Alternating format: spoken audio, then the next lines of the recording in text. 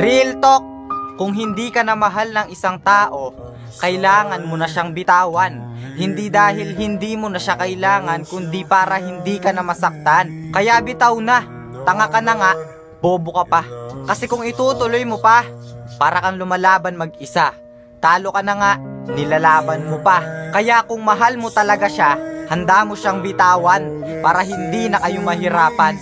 Maging masaya ka para sa kanya kung mas liligaya naman siya sa iba. Ganun talaga, may mga taong mananatili sa puso natin, pero hindi sa buhay natin. I'm sorry, don't leave me. I want you here with me. Alam mo yung masakit, yung taong sobra mong kinulit, bigla ka na lang pinagpalit. Yung taong hindi mo pinagsawaan, bigla ka na lang iiwan. Mapapasigaw ka na lang talaga ng sana hindi na lang kita nakita.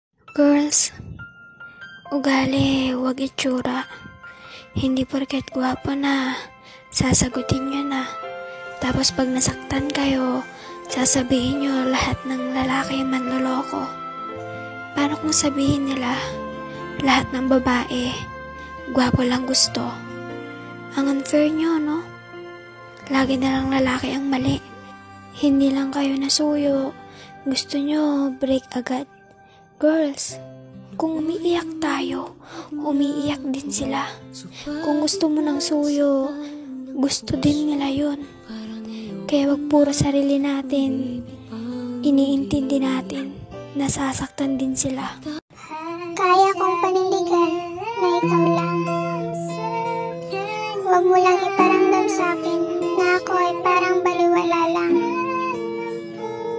Dahil kahit gaano ka man kahalaga, ay handa kitang iwan. Huwag lang akong magmukhang tanga at masaktan. Huli na to ha.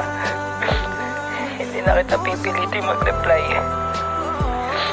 Hindi na kita uulitin. Hayaan na lang kita sa mga bagay na gusto mong gawin. Pero sana, kung ako naman yung hindi magparamdam sa'yo, huwag mo akong sisisihin ha. Kasi ginawa ko naman lahat bago ako tuluyang sumuko sa'yo. Oh, pasay, pasay, pasay, pasay! Pasasayahin ka lang tapos bigla ka na lang iiwan. Sana'y dilala